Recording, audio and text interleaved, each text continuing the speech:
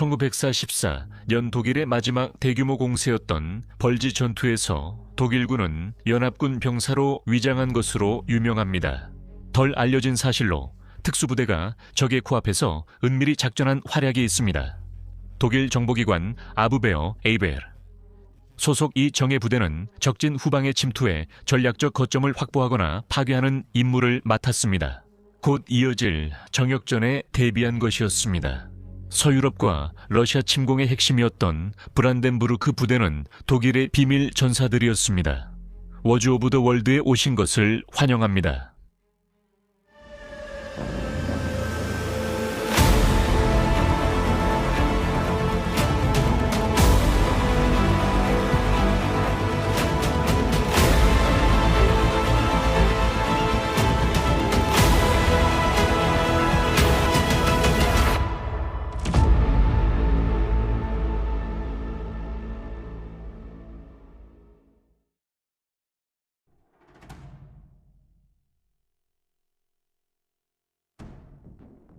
제1차 세계대전 동안 파울 폰 레토포르베크 장군은 독일 제국군의 동아프리카 전역에서 군대를 지휘했습니다. 레토포르베크는 연합군에 맞서 게릴라전을 펼쳤습니다. 그리고 마찬가지로 토마스 에드워드 로렌스도 아라비아에서 터키군을 상대로 같은 전술을 사용해 큰 성공을 거두었습니다. 1939년 9월 폴란드 전역 중에 오버코만도 델 웨르마흐트, 즉 오버코만도 대 베어마흐트, 즉 독일 국방군 최고사령부는 폴란드어를 구사하는 에빙하우스 대대를 창설했습니다. 초기 국경작전 동안 이들은 민간인 복장을 하고 비정규 임무를 수행하러 파견되었습니다. 그들은 적진에 침투해 도로와 다리 등 전략 거점을 확보해 독일군 진격을 가속화하는 임무를 맡았습니다. 그리고 일반적으로 적의 진영에 혼란을 일으키거나 기반 시설을 파괴하고 적을 방해하는 것이었습니다. 함스 알브레이트 헤르츠너 중위의 지휘 아래 그 부대는 임무를 부여받아 투입되었습니다. 모스티역은 야블룬코프 고개 아래 터널을 폭파하고 그곳에 설치된 기폭장치를 파괴함으로써 점령될 예정이었습니다. 그 후에 터널을 점령하고 폭약을 제거하라. 인용 끝. 에빙하우저 일행은 1939년 8월 26일 국경을 넘어 모스티 기차역을 점령했습니다. 하지만 헤르츠너는 아부베어와 연락이 끊긴 상태였기 때문에 히틀러가 침공을 연기했다는 사실을 알지 못했습니다. 다른 모든 특공대는 그 명령을 알고 있었지만 그의 부대만 몰랐습니다. 다음날 아침이 되어서야 헤르츠너는 상황을 통보받고 복귀 명령을 받았습니다. 폴란드 침공이 시작되자 헤르츠너는 폴란드인 포로를 석방했습니다. 에빙하우저 부대는 큰 성공을 거두었습니다. 다리와 철로를 폭파하고 철도역과 주요 철도 및 도로, 교차로를 파괴했으며 다른 주요 목표물들도 확보했습니다. 하지만 이 부대는 포로 고문과 집단 처형을 포함한 여러 잔혹 행위에도 책임이 있었습니다. 한 달 후 폴란드 저항이 끝나고 독일과 소련이 폴란드를 합병 분할했습니다. 하지만 전략적 성공에도 불구하고 에빙하우스 대대는 과도한 사상자와 민간인 살해로 그들의 비정규적 방식이 프로이센 최고 사령부조차 받아들이기엔 너무 극단적이었습니다. 그리고 그 부대는 해체되었습니다.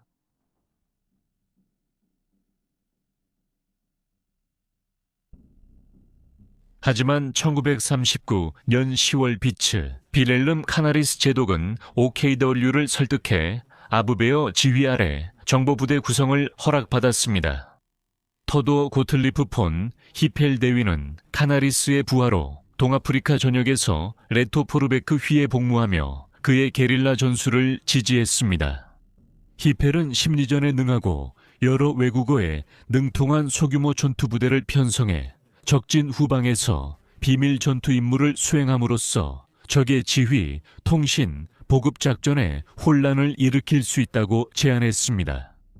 히펠에게 서부 전선 사보타주 부대 편성 지시가 내려졌고 카나리스는 히펠이 에빙하우저스를 기반으로 부대를 창설하도록 허락했습니다.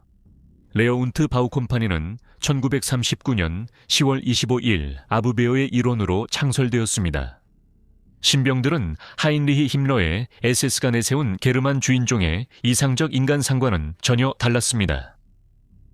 아리안 혈통이 아니라 히펠은 독일을 위해 싸울 의지가 있는 폴란드인과 슬라브인 등 다른 민족 출신의 남성들을 원했습니다.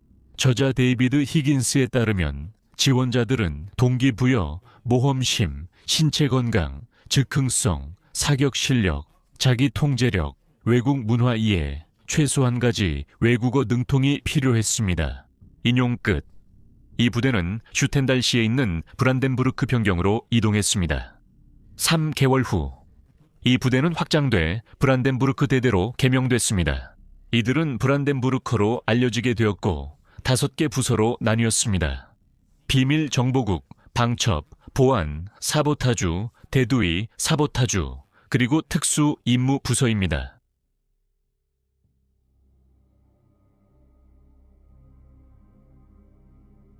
브란덴부르커들은 침투를 위해 독일군 군복 위에 적군 군복을 입었습니다.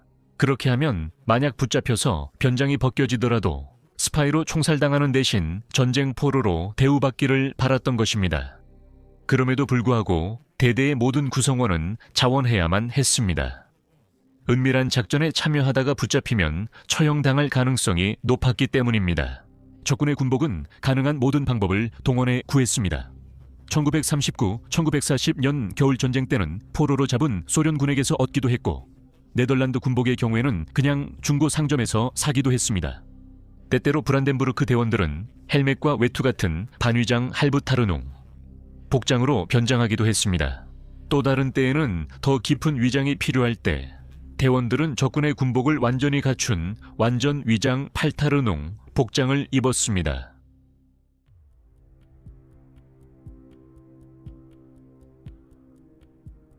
브란덴부르크 대원들은 적군의 군복을 입고 프랑스와 저지대 국가 침공 작전인 팔겔베에서 광범위하게 활약했습니다.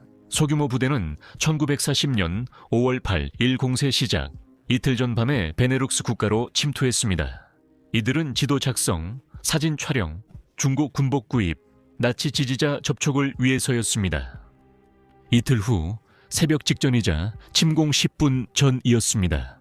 6인으로 구성된 특공대가 네덜란드 헌병으로 위장해 독일인 포로들을 호송하며 네덜란드 헨넵 마을의 철도 다리에 도착했습니다. 그들은 침착하게 4명의 네덜란드 보초를 지나쳤고 보초들은 헌병들을 아군으로 오인해 쉽게 제압당했습니다. 기폭장치가 신속히 해제된 덕분에 제9 기갑사단은 빠르게 전진해 주요 거점을 점령할 수 있었습니다. 제1차 세계대전 때 벨기에는 이자평야를 범람시켜 독일을 막았지만 현재 네덜란드는 독일군에 점령당했습니다. 이런 지연이 다시는 일어나지 않는 것이 매우 중요했습니다. 오스텐드 뉴포트 도로를 따라 강 남쪽의 수위를 조절하는 펌프장이 있었습니다. 이자강 남쪽 도로 다리 근처의 펌프장을 점령하기 위해 이번에는 벨기에군 외투로 위장한 약 12명 정도의 브란덴부르크 부대가 헨트에서 파견되었습니다. 특공대원들은 벨기에 장교에게서 벨기에군이 곧 항복하고 뉴포트 다리가 이제 영국군 통제라는 말을 듣고 서둘러야 한다고 깨달았습니다. 영국군이 덩케르크 철수를 돕기 위해 다리를 폭파하고 수문을 파괴할 가능성이 높았기 때문에 브란덴부르크 부대는 피난민 행렬을 뚫고 해안을 따라 몇 마일 떨어진 목표 지점에 1900시경 도착했습니다. 그러나 도착하자마자 그들은 공격을 받았습니다. 대원들은 엄폐물에 숨고 벨기에 군복을 벗은 뒤 어둠을 이용했습니다. 2명의 코만도는 앞으로 기어가면서 발견한 폭약을 천천히 해체했고 강한 탐조등이 자신들을 비출 때마다 움직임을 멈췄습니다. 마침내 그들이 반대편에 도달했을 때 동료들이 다리를 급습하면서 총격전이 벌어졌고 영국군을 몰아내고 양쪽 펌프장과 다리를 확보했습니다. 서유럽 최초 침공 당시 브란덴부르크 부대원들은 자신들의 목표 61개 중 70개를 확보한 뒤 뒤따라오는 부대에 인계할 수 있었습니다. 아베어 아베아, 국장 비렐름, 카나리스는 그들의 벨기에와 네덜란드에서의 활약에 매우 만족했습니다. 1940년 5월 말 최고사령부 참모총장 빌헬름 카이텔은 카나리스에게 그의 부대가 뛰어나게 잘 싸웠다며 칭찬하는 서신을 보냈습니다. 브란덴부르크 부대는 히틀러가 작전에 참여한 병사 4분의 3에게 철십자 훈장을 수여해 더욱 인정받았습니다. 히펠트의 부하 중 한 명은 제2차 세계대전 때 나치군과 중군사 조직에 수여된 최고 훈장인 기사십자 훈장을 받았습니다. 그해 10월까지 브란덴부르크 부대는 연대 규모의 부대로 성장했습니다.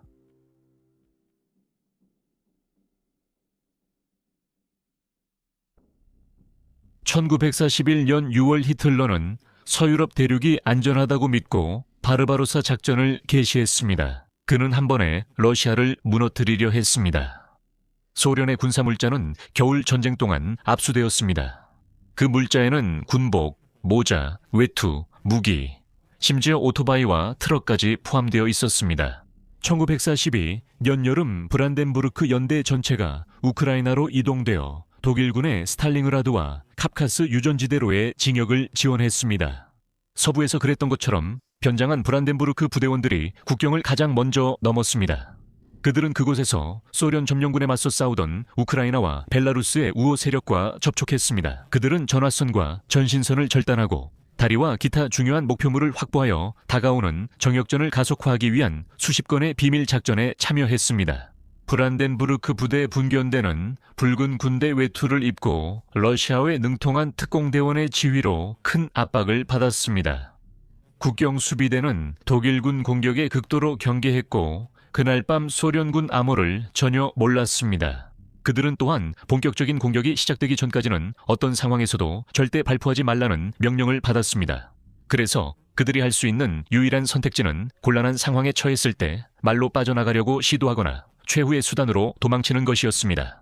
브란덴부르크 부대는 아드리안 폰 폴커삼의 지휘 아래 증오받는 내무인민위원부 요원으로 위장하여 그 어떤 독일 부대보다도 더 깊숙이 적진으로 들어갈 수 있었습니다. 소련 비밀경찰로 위장한 62명의 브란덴부르크 부대원들은 주로 수데텐과 발트 독일인들로 구성되어 있었습니다.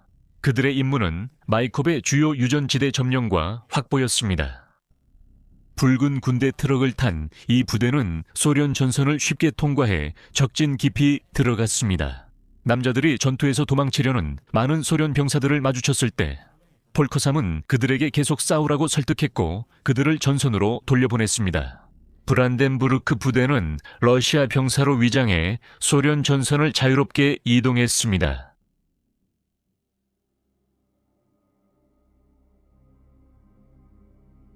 1939년 폴란드 침공부터 1943년 중반까지 브란덴부르크 부대는 유럽 전역에서 특수작전을 수행했지만 대부분의 부대 전투 일지와 보고서는 전쟁 중에 파괴되었습니다. 이 부대의 전설적 활약에 대한 많은 증거는 신뢰할 수 없고 단편적이며 종종 모순됩니다. 하지만 브란덴부르크 부대가 나치 전쟁 기계에 엄청난 기여를 했다는 것을 시사하는 충분한 자료가 있습니다. 그 기여는 대대 규모에 비해 완전히 불균형적이었습니다. 결국 브란덴부르크 부대를 끝장낸 것은 나치의 권력 정치와 아부베어와 SS 간의 경쟁이었습니다. 1943년 4월 SS는 바펜 SS의 오토 스코르첸이 대위의 지휘 아래 프리덴탈러 사냥꾼 부대라는 소규모 부대를 창설했습니다.